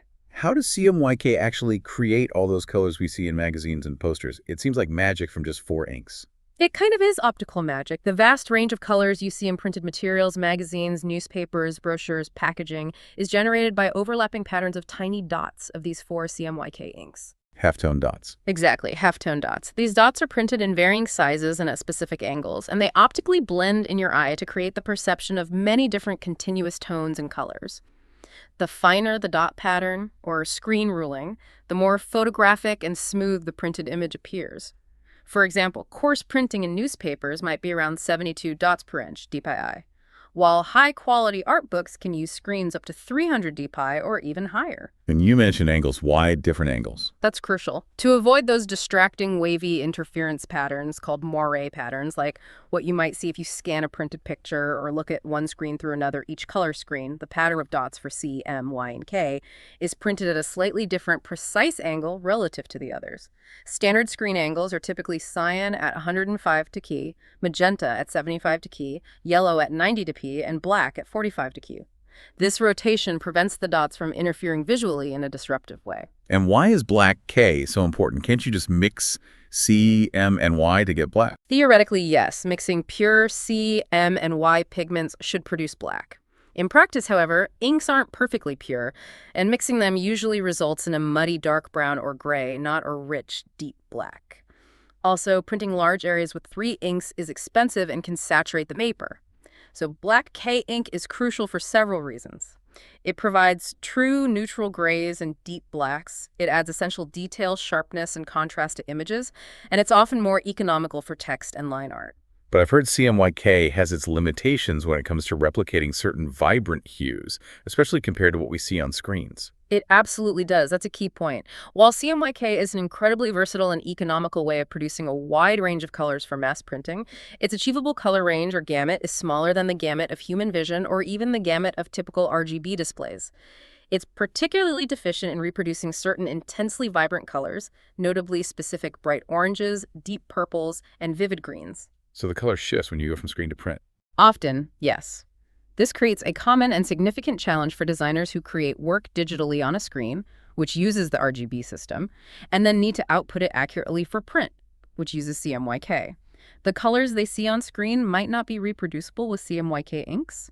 Specialized computer programs and color management workflows are used to help control this conversion, predict the results, and avoid unwanted color shifts, especially for critical projects like brand identities or large printed murals in interiors where color accuracy is paramount.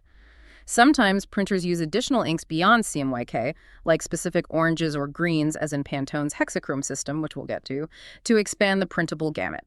So on the flip side of CMYK for print, we have the RGB system. This is what we see on our screens, right? Yeah. Your computer monitor, your television, your phone display. Precisely. RGB is an additive color system, fundamentally different from CMYK. Its primaries are red, green, and blue light sources. That's additive, so adding light creates color. Exactly. This system is where the trichromatic theory of light truly comes to life, based on the idea that our eyes have receptors sensitive to these three primary colors of light. RGB is the very foundation for all digital imaging and displays computer monitors, televisions, digital cameras, scanners, smartphones. The pixels on your screen are made up of tiny red, green, and blue light-emitting elements. And how do they combine? When you mix these light colors in varying intensities, red light plus blue light makes magenta light, red light plus green light makes yellow light, and blue light plus green light makes cyan light. Notice these secondary colors of RGB, magenta, yellow, cyan, are the primary colors of CMYK. Whoa, that's cool. They're inverses. They're essentially complementary systems. In an additive system like RGB, mixing all three primary lights at full intensity creates pure white light. No light results in black. It's the opposite of pigment mixing. Understanding that difference additive RGB for light, subtractive CMYK for pigments seems absolutely fundamental for anyone working with color across different media. It is crucial. One adds light to create color, starting from black. The other subtracts light using inks on a white surface. They have different capabilities and different gamuts. But then you also have bespoke systems like Pantone, which aim for absolute precision and consistency, often bridging the gap between these two worlds. And speaking of precision, Pantone seems to be the global gold standard for color communication, almost like a universal color language. How did they achieve such authority? The Pantone Company, founded by Lawrence Herbert in the 1960s, created an innovative system specifically to solve persistent color communication issues in the commercial printing and design world. Before Pantone, specifying a particular shade of blue could lead to wildly different results from different printers. Pretty much. Pantone introduced a standardized system. They've since become the world-renowned authority on color and a leading provider of commercial color specification systems globally, now owned by X-Rite, a company specializing in color science and technology.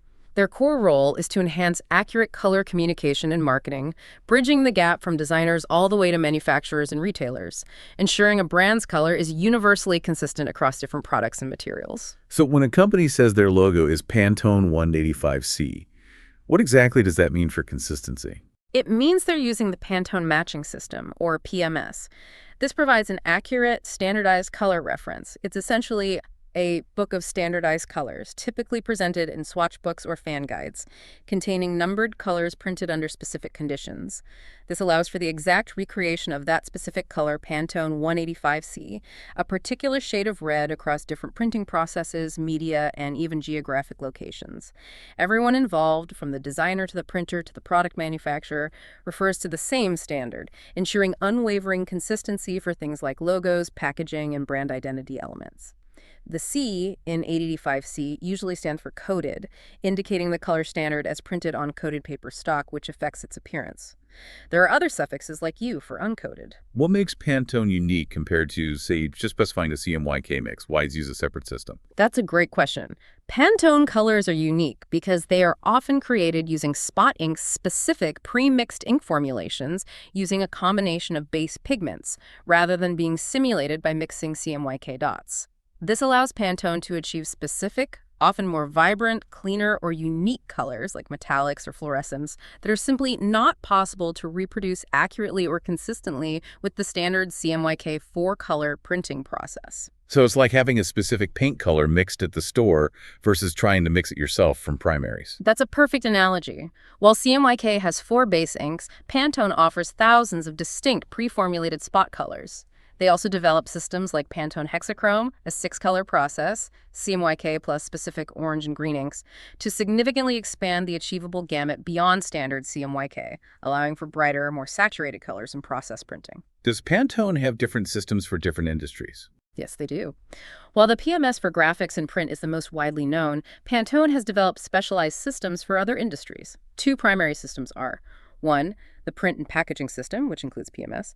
2, the Pantone Fashion Home Plus Interior System, or FHI, designed specifically for textiles, apparel, home furnishings, paints, and product design. And the FHI system has its own numbering. It does. Color reference numbers in the FHI system have a different format, often containing 2 digits, a dash, 4 digits, and then a suffix like TCX or KPX or newer TPG. For example, Pantone 144510 TCX. TCX indicates the reference is a textile standard dyed on cotton, while TPX TPG indicates it's printed on paper to simulate the color for hard goods. Each color also has an alpha name reference, like aquatic, as a secondary identifier. And they offer physical samples, too. Absolutely. That's key to their system. Pantone offers various types of physical color guides, like the FHI color guide in portable fan formats, and FHI color specifier sets, which come with removable paper or textile chips for mood boards, design specification, or direct matching. They provide rigorously controlled material standards, including cotton swatches for thousands of colors, complete with dye formulations and spectral data for precise digital matching. Plastic standard chips that are digitally measured, available with matte and glossy finishes, using a different numbering system with Q, opaque, or T, transparent prefixes. It's incredibly comprehensive. It really is. These systems aren't just technical tools, they are the very language through which color is conceived, specified, created, and communicated reliably across industries and around the globe. They bridge the critical gap between fleeting visual perception and tangible, repeatable reality, making consistent branding, design, and manufacturing possible on a truly massive scale. Okay, beyond the physics, the biology, the systems, colors have this deep, almost secret life, don't they? They're packed with symbolism, history, cultural meaning. Absolutely. This is where color gets really fascinating and frankly quite complex. They can tell stories, signal status, trigger primal reactions. Let's delve into some of those fascinating narratives behind individual colors, unpacking their, physical, psychological, physiological effects, and how their meanings have evolved across different civilizations. Yes, this is where the real aha moments about color's power truly come alive. Because color is absolutely not static. Its meaning shifts dramatically with context, history, geography, and culture. By understanding these nuances, you gain a much richer appreciation for the silent language that shapes our world and influences our every interaction, often unconsciously. Where should we start? How about white? It seems so basic, but its meaning seems quite loaded. Let's begin with white. Historically, white has been intricately connected with money and power. Think about it. Fabrics like wool and cotton required heavy, laborious, and expensive processing, like bleaching, to appear truly white. So it wasn't easy to get white clothes? Not at all, especially pure, bright white. This meant only the wealthy could afford to keep fresh white lace and linen cuffs pristine back in the 16th to 18th centuries. It was a status symbol. Even today, a snow-pale winter coat can subtly convey a visual message. I do not need to take public transport. I don't have to worry about getting it dirty. Interesting subconscious signal. Right. White is also widely seen in the West as positive, having a transcendent, almost religious quality. Think of the Holy Spirit depicted as a white dove, angels in white robes, purity, innocence. Not everywhere. Not everywhere. This is where cultural duality comes in sharply. In the West and Japan, a bride's traditional wedding gown is white, symbolizing sexual purity and a new beginning. However, in China and some other East Asian cultures, white is the traditional color of death and mourning, a stark contrast in meaning. Related shades we often group with white include lead white, a pigment, whitewash, chalk, beige, and the very specific case of ivory. And what about ivory? It seems so closely related to white, but has its own distinct and sometimes tragic story. Ivory, sourced traditionally from the tusks or teeth of animals like walruses, narwhals, or elephants, has long been prized as a luxurious material for carving. Its prestige grew significantly when elephant hunts became a status symbol for colonial powers and the elite. And Queen Victoria influenced its fashion status. Hugely. Western wedding dresses were generally colorful, sometimes silver or blue, until Queen Victoria chose to wear ivory satin for her wedding in 1840.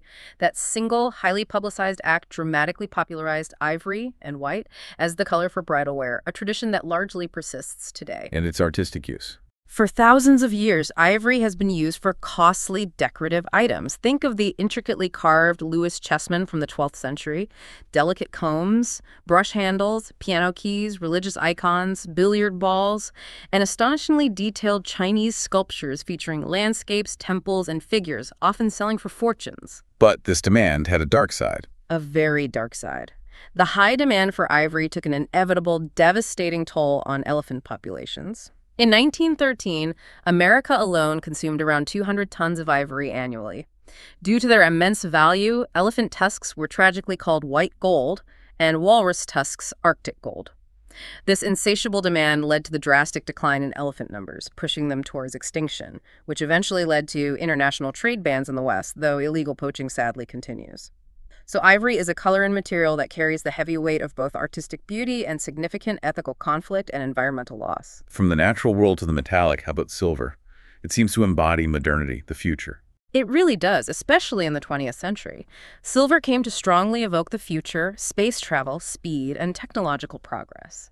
Think of the shiny, zipped-up suits of the Mercury 7 astronauts, the world's first space crew, or the metallic mini-dresses by designers like Paco Rabanne and the futuristic foil fashion of André Courreges in the 1960s. Silver seemed to embody the sleek, clean color we would all wear in a high-tech, maybe even zero-gravity future. But it also has older, more mystical associations. Oh yes, silver has deep symbolic affiliations with old superstitions and folklore. In Scottish tales, for instance, a silver branch, perhaps covered with white blossom or bearing silver apples, could act as a magical passport into the fairy world. The metal itself was also widely believed to be able to detect poisons by changing color upon contact, which partly contributed to the fashion and standard use of silver tableware among the wealthy. Yeah, the silver bullet? Ah, yes, the silver bullet against werewolves. Its first known appearance dates to the mid-17th century in Germany. Silver is now firmly embedded in the semiotics of horror movies and folklore as a substance uniquely effective against all manner of supernatural beings, from werewolves to vampires. It represents purity and power against darkness. And economically. Economically, silver has been a major force. Silver mined extensively in South and Central America, particularly from places like Potosi in modern-day Bolivia, allowed the Spanish Empire to flourish and fund its global ambitions for nearly 500 years. Argentina's very name is derived from the Latin argentum, meaning silvery, reflecting the conquistadors' hopes. They exported enormous quantities of silver between the 16th and 18th centuries, funding Spain's wars and further conquests across Europe and the Americas. So silver is a color of fantasy, technology, purity, and formidable economic power. Next, yellow. A color that seems to have a real duality in its meaning, swinging wildly from joy and intellect to cowardice and shame. It truly does carry a lot of contradictory baggage.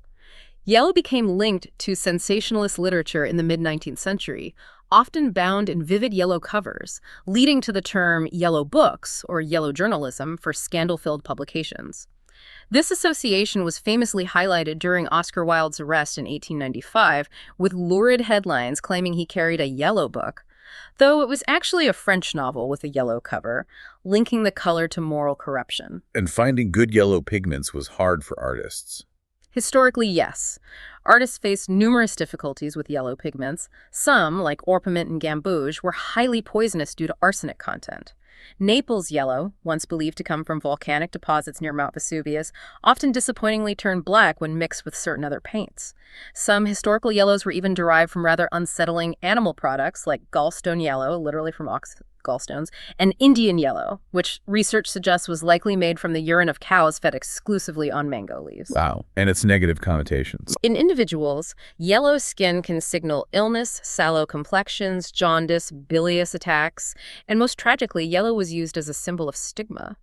The Nazis forced Jews to wear yellow stars of David, reviving a horrific practice from the Middle Ages where various marginalized groups, Jews, heretics, prostitutes, were often forced to wear yellow clothes or signs to mark them out for discrimination and persecution. But it's not all negative, is it? It's also seen as a very positive, even sacred color in many contexts. No, paradoxically, yellow has simultaneously been a color of immense value and beauty. In the West, blonde hair has long been held up as an aesthetic ideal, often associated with youth, attractiveness, and sometimes, unfortunately, used to reinforce certain stereotypes. Globally, its significance varies hugely. In China, yellow was the favored exclusive color of the emperors, symbolizing power, royalty, and the center of the universe associated with the yellow emperor. Common people and officials were forbidden from wearing clothes or accessories in the specific imperial reddish yellow, and royal palaces were marked by their distinctive yellow tiled roofs. And in India. In India, yellow holds deep spiritual significance rather than purely temporal power. It symbolizes peace, meditation, knowledge, and learning. It's particularly associated with the deity Krishna, who is often depicted wearing a vivid yellow robe, pitambara, and it's a prominent color in religious ceremonies and festivals like Holi. And in literature. In literature, yellow can symbolize joy, optimism, intellect, and loyalty, but also, as you noted earlier, cowardice, as when Holden Caulfield in Catcher in the Rye describes himself as yellow or afraid. It's a color of extremes. Associated pigments range widely, including lead tin yellow, common in Old Masters, Indian yellow, acid yellow, a synthetic dye, Naples yellow, chrome yellow, popular but could darken, gamboge, orpiment, the specific imperial yellow of China, and of course the metallic sheen of gold. And if we're talking about yellow's value, we have to mention gold itself. It seems universally revered. Gold has almost always been the color and metal of reverence, divinity, and ultimate value. From ancient Egyptian pharaohs buried in gold to its use in sacred icons and religious artifacts across cultures. And royalty. Absolutely. During Roman times and among European royalty throughout the Middle Ages and Renaissance, cloth of gold fabric woven from threads with a core of silk or linen wrapped in fine gold wire or strips was the ultimate luxury, worn only by the highest echelons of society as a blatant display of status. But it also has a downside. Yes, the intense human desire for gold throughout history often seems to bring out our baser instincts. Greed, envy, avarice, betrayal, as powerfully evident in countless myths, legends, and historical accounts, like the cautionary tale of King Midas, whose golden touch became a curse. Today, gold still clearly symbolizes wealth, success, luxury, achievement, gold medals, and a lavish lifestyle, retaining its powerful, almost primal allure. From precious metals to the food itself, let's talk about orange. How did it even get its name? It's interesting, the fruit came first.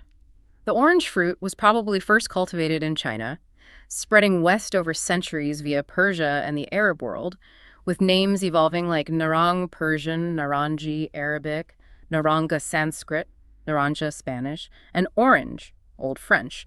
The color name orange only emerged relatively late in English, around the 16th century. Before that, English speakers typically used compound terms like ailerode, yellow-red in Old English, or simply red or yellow, depending on the shade. And its symbolism. It seems very visible. It really stands out. Orange strongly conveys urgency, warning, and high visibility. It's widely used for safety equipment, life jackets, traffic cones, construction signs, and warning symbols on roads, partly because it forms a high contrast against a blue sky or blue-gray asphalt, making it easily noticeable even in low light or fog. Like hunting vests. Exactly. And interestingly, aircraft black boxes, which record flight data and cockpit audio, are in fact painted bright orange in the hope this will make them easier to find amidst wreckage in the event of a crash. And politically or nationally. Orange holds strong political and national identity significance in certain places.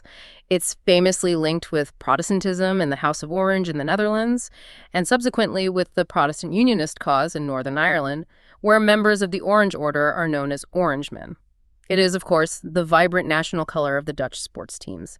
And in the U.S., the Golden Gate Bridge's distinctive paint color is officially called GGB International Orange, chosen by consulting architect Irving Morrow in 1935 specifically for its visibility in the frequent San Francisco fog and its harmonious contrast with the surrounding landscape. And in branding.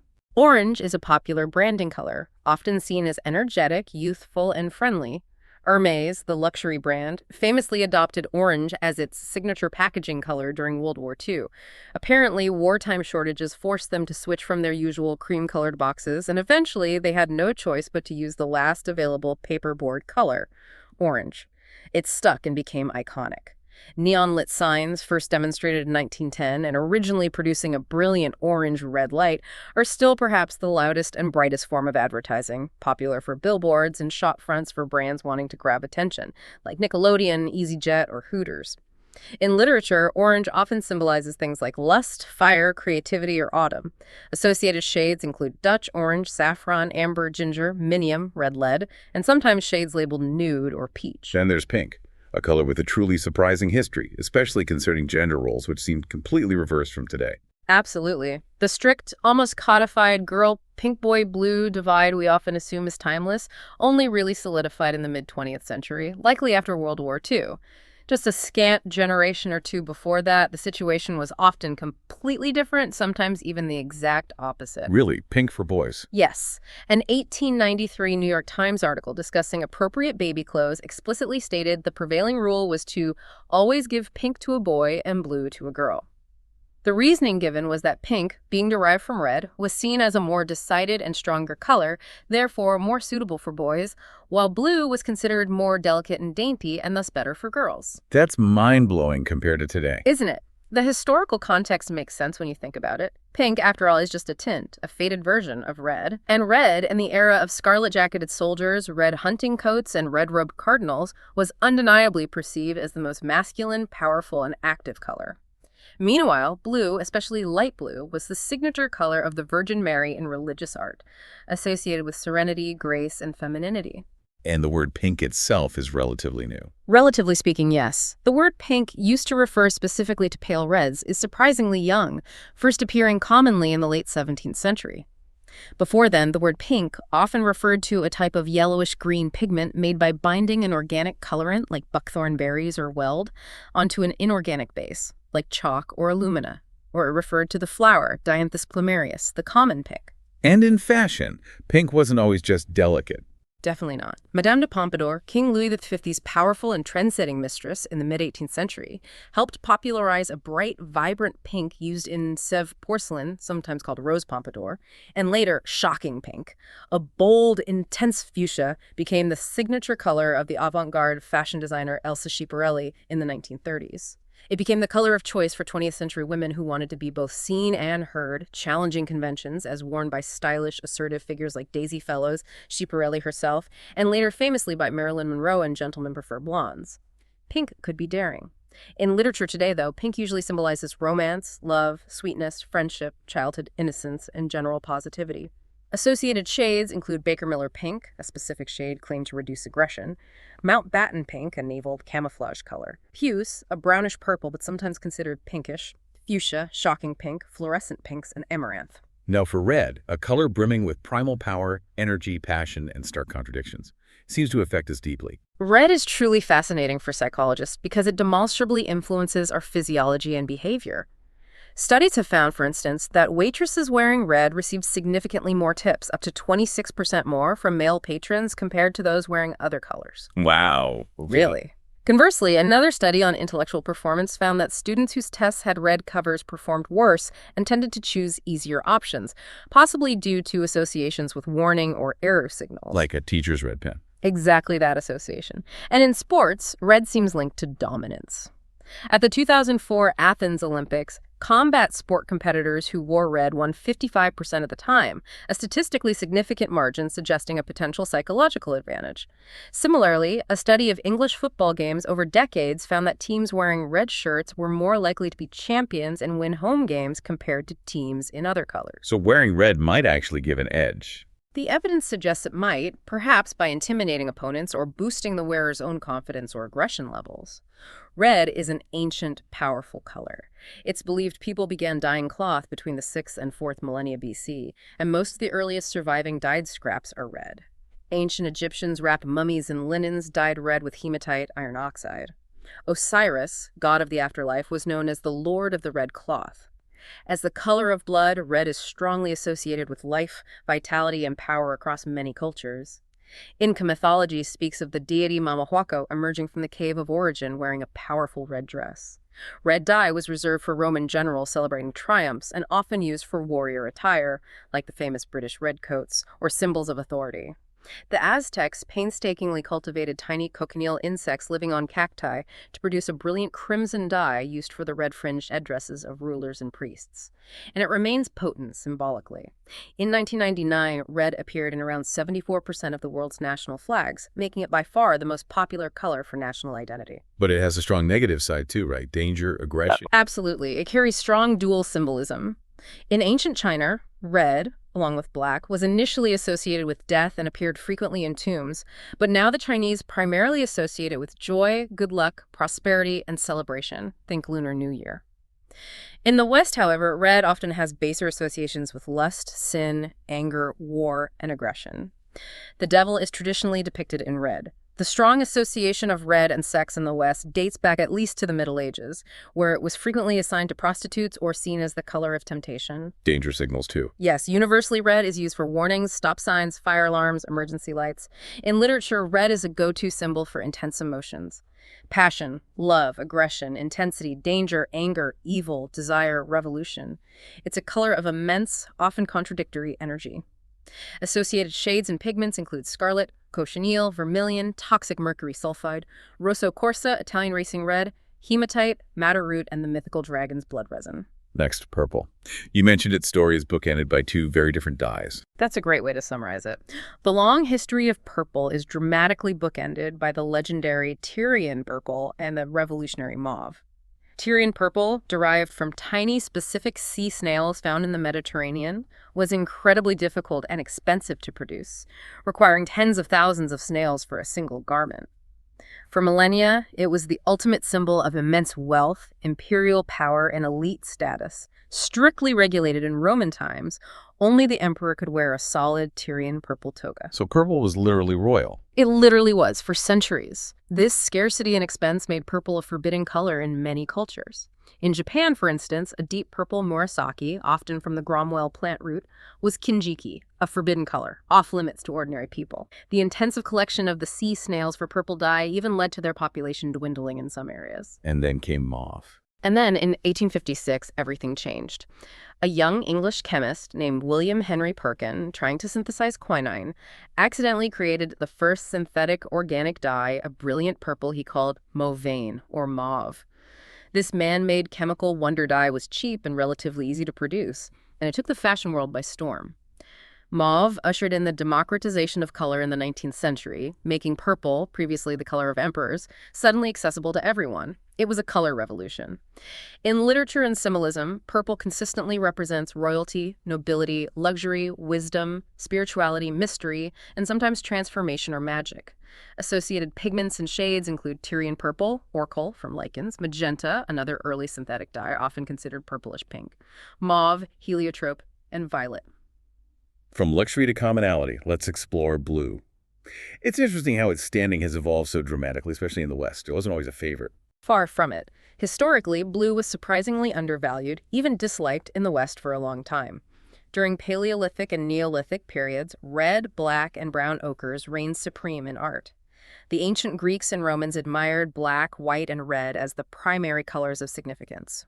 For the Romans, blue was often associated with barbarism. Celtic and Germanic warriors famously dyed their bodies blue with woad before battle, which the Romans found uncivilized and frightening. In Rome, wearing blue clothing was sometimes associated with mourning, misfortune, or the lower classes. So how did it become so popular, even a global favorite now? The transformation began largely during the 12th and 13th centuries in Europe, primarily through religious art and architecture. A key moment was in Gothic architecture. Abbot Suger, overseeing the reconstruction of the Basilica of St. Denis near Paris around 1140, wanted to fill the church with divine light. Craftsmen perfected techniques for coloring glass with cobalt oxide, creating the stunning, luminous, deep blue windows that became characteristic of Gothic cathedrals like St. Denis and Chartres. This associated blue with heavenly light and transcendence. And the Virgin Mary. Exactly. Around the same time, depictions of the Virgin Mary began to shift. Previously often shown in darker mourning colors like black or violet, she was increasingly depicted wearing robes of bright, rich blue, often painted with the most expensive pigment available, ultramarine. Made from grinding semi-precious lapis lazuli stone, imported arduously from Afghanistan, ultramarine was more valuable than gold. Associating this precious, heavenly blue with Mary, the Queen of Heaven, elevated the color's status immensely. So religion really boosted blue's profile. Immensely. Although blue can still carry associations with sadness, feeling blue, many cultures, including ancient Egyptians who used a synthetic pigment called Egyptian blue, Hindus, Krishna is often depicted with blue skin, and the North African Tuareg tribe, famous for their indigo blue veils and robes, the blue men of the desert, have long held blue in special regard. For more practical reasons, dark shades like navy blue became standard for naval uniforms and later other armed forces, partly due to its good resistance to fading from sun and sea and its association with authority and stability. By the end of the 12th century, the French royal family even adopted a coat of arms featuring gold fleur-de-lis on an azure blue ground, likely as a tribute to the Virgin Mary and cementing blue's link to royalty. And now it's a favorite. Astonishingly so. Recent surveys conducted across 10 countries on 4 continents consistently found that blue was people's favorite color globally by a considerable margin. It seems blue, once considered the color of degenerates and barbarians in the West, has truly conquered the world. In literature, blue is often used to evoke calmness, serenity, stability, and peace. However, it retains its link to melancholy, often symbolizing depression or sadness. Associated pigments and shades include ultramarine, cobalt blue, indigo from plants, Prussian blue, an early synthetic, Egyptian blue, woad, another plant dye, electric blue, and cerulean. Then there's green, a color that seems to represent both comfort and nature, but also, surprisingly, has a darker side involving envy and even danger. Green is another color rich in duality. It immediately tends to conjure comforting images of the countryside, lush forests, spring growth, and environmental friendliness, going green. Despite its traditional association with envy, green with envy, possibly linked by Shakespeare, it is generally seen today as a peaceful, balancing, and restorative color. It's often associated with luxury and style. Emerald was Pantone's official color of the year in 2013. And its connection to life and growth seems ancient. Very ancient. The ancient Egyptian hieroglyph for green was the papyrus stalk, a highly regarded plant symbolizing life and renewal.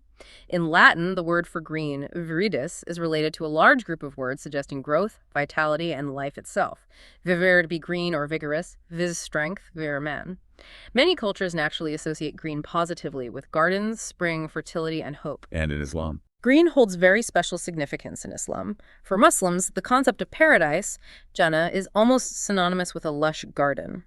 Green became prominent from around the 12th century, widely considered to be the favorite color of the Prophet Muhammad. It appears frequently in descriptions of the robes and cushions of paradise in the Quran, and features prominently in the flags of many Islamic countries like Iran, Pakistan, Saudi Arabia, symbolizing faith and paradise. What about Western symbolism? In the West, green was particularly linked with the courtly rituals of spring and renewal. On May Day, many medieval and Renaissance courts required members to wear the May, a leafy crown or green clothing, or face mockery. This led green to become the badge of youth, fertility, and young love. The expression to be green, meaning inexperienced or naive, was already used by the Middle Ages. Min, a Germanic love goddess, habitually wore a green dress representing burgeoning life. But it has a darker side, too. Poison, evil. It does indeed. Green also carries a symbolic link with capriciousness, misfortune, poison, and even evil. The association with poison had some grim merit after the development and explosive popularity of new, vibrant copper arsenite pigments in the 18th and 19th centuries, particularly Scheele's green and emerald green. These pigments were used everywhere: wallpaper, fabrics, artificial flowers, even confectionery. And being arsenic-based, they were highly toxic, responsible for many illnesses and deaths when ingested, inhaled, or absorbed through the skin. So green literally could be deadly. It literally was, for a time. In the West, green also began to be visually associated with the devil, dragons, serpents, and other demonic creatures from around the 12th century, possibly due to increasing antagonism between Christians and Muslims, for whom the color was sacred, or perhaps its association with the unpredictable, untamed aspects of nature. Green costumes were famously considered bad luck on stage in Shakespeare's day, a theatrical superstition that persisted well into the 19th century and beyond. And envy, of course. And envy, yes. In literature, green symbolizes nature, growth, renewal, relaxation, hope, and peace, but also guilt, innocence, or lack thereof, immaturity, decay, sickness, and jealousy. It's incredibly versatile. Associated pigments and shades include verdigris, copper acetate, absinthe, the drink's color, emerald green, Kelly green, Shields green, terre verte, green earth pigment, avocado, and celadon, pale jade green. And brown, often seen as humble, earthy, but incredibly versatile and deeply rooted in history. Brown is fundamentally the color of the earth. The creation of humankind from clay or earth is a motif appearing across many cultures and religions, linking brown to our origins and the cycle of life. It's symbolic of rich, fertile soil, but also, on the flip side, of mud, decay, filth, and refuse, highlighting its grounding but sometimes base duality. And technically, it's not a pure hue. Correct. Brown is unique because it's generally not considered a spectral hue found in the rainbow or a primary-secondary color on a standard color wheel.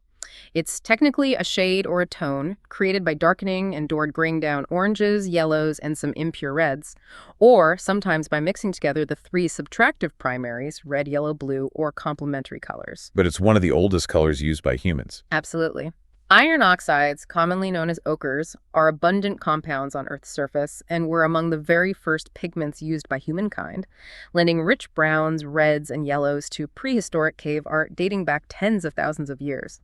Ancient Egyptians, Greeks, and Romans also used ochres extensively due to their availability, permanence, and variety of earthy tones. How is it used artistically later on?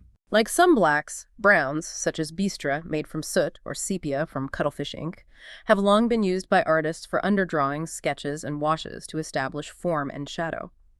The artistic period perhaps most associated with a rich brown palette came after the Renaissance, particularly prominent in the Baroque works of artists like Correggio, Caravaggio, and Rembrandt. Rembrandt especially used an extraordinary array of subtle brown pigments, umbers, siennas, ochres, masterfully to create depth, warmth, and psychological intensity, preventing his shadowed works from looking featureless and flat. And its role in military history. Khaki. Yes, brown played a crucial role in military evolution. Buff, a pale yellowish-brown leather, was used for durable coats worn by cavalry in the 16th and 17th centuries, and by the mid-1700s, buff breeches were essential for well-dressed European gentlemen. While light tans were part of military uniforms, it was usually as a facing or minor element contrasting with bolder colors like red, green, or blue, designed to help comrades identify each other on the battlefield. However, as firearms became more accurate in the 19th century, the limitations of these highly visible uniforms became deadly clear.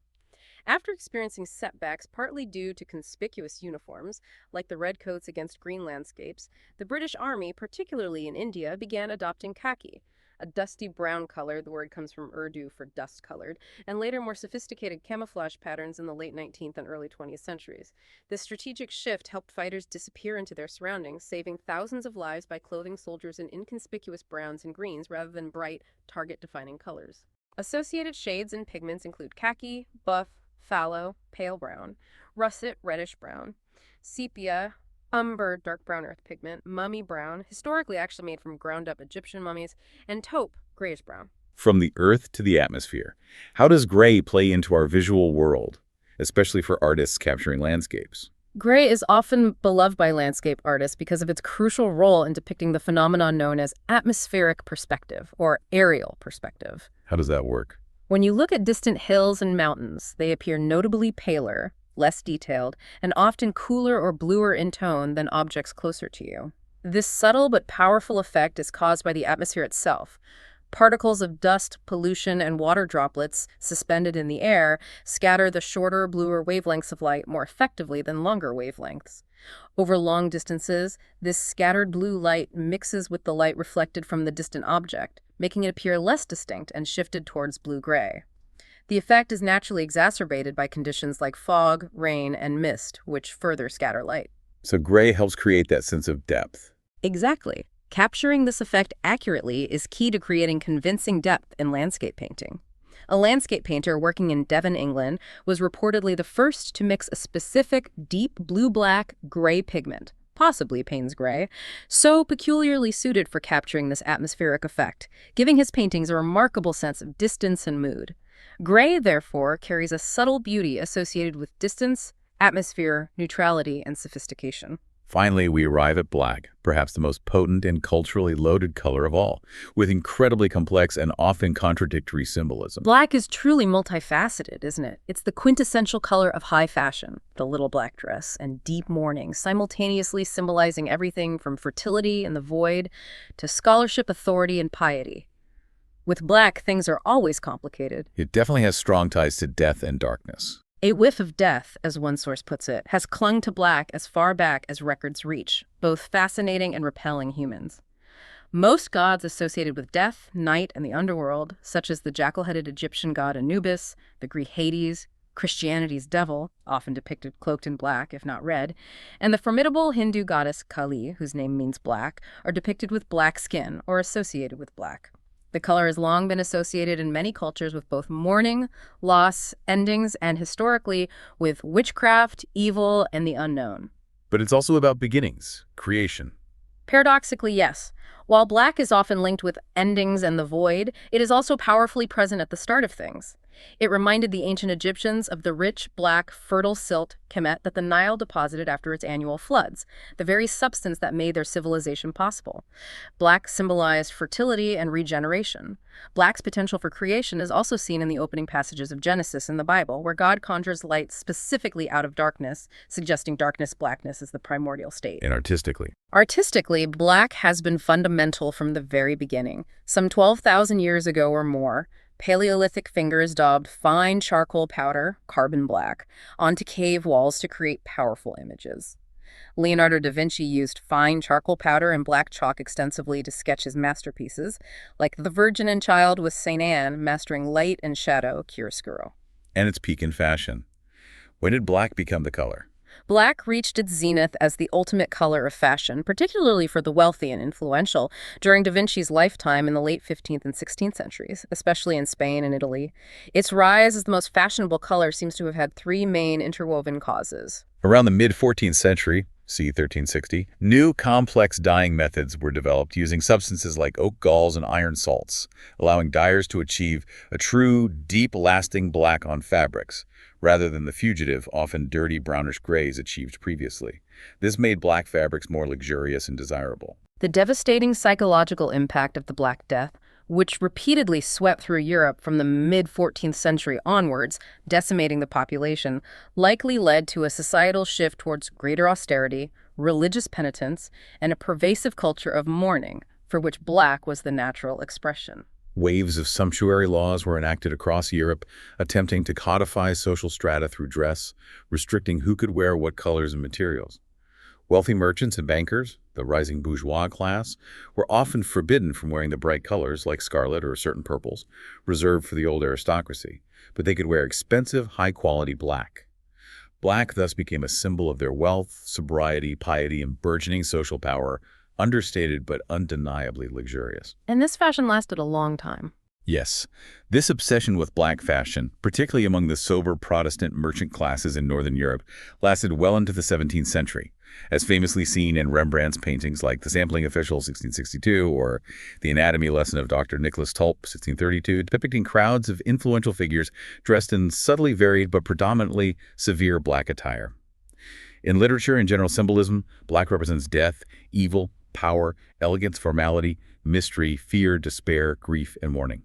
Associated pigments and materials include coal, ancient eye makeup, Payne's gray, a blue-gray, obsidian, volcanic glass, ink, charcoal, jet, fossilized wood, melanin, the pigment in skin and hair, and pitch black. It's a color of ultimate contrast and profound depth. #outro. So after that deep dive into the physics, perception, systems, history, and symbolism, what does all this mean for you as you move through your incredibly colorful world every day? We've really taken quite a journey today, haven't we? From the very photons of light that create color, through the complex and truly adaptive mechanisms of your eye and brain processing that light, to the intricate systems humans have developed over centuries to try and understand, measure, and precisely use color in art, design, and industry. We've explored how color powerfully shapes our environments, affecting how large or small a room feels, and how it carries centuries of rich, often contradictory symbolic weight, influencing everything from our emotions and reactions to our cultural identities. Color is clearly so much more than just a visual treat. It's a silent, powerful language, a sophisticated psychological and design tool, and a constant pervasive companion in your daily life. It affects how you feel, how you perceive spaces, how you react to brands, and how you understand the world around you, often operating completely below the level of conscious awareness. So perhaps the next time you pause to admire a vibrant painting, or choose an outfit for the day, or maybe just notice the subtle, beautiful shift in the color of light at dusk. Consider this. Is the color you perceive truly there, fixed, and inherent within the object itself? Or is it actually a masterful dynamic symphony played out in real time between the physical properties of light, the molecular structure of the object reflecting that light, and the incredible interpretive power of your own eyes and brain? Wow. Creating a vivid, colorful reality that is, in a very real sense, uniquely yours. That's a fascinating thought to end on. We really encourage you to observe the colors around you with new eyes after this. Think about their properties, their harmonies, their contrasts, and all those fascinating hidden meanings we've unpacked today.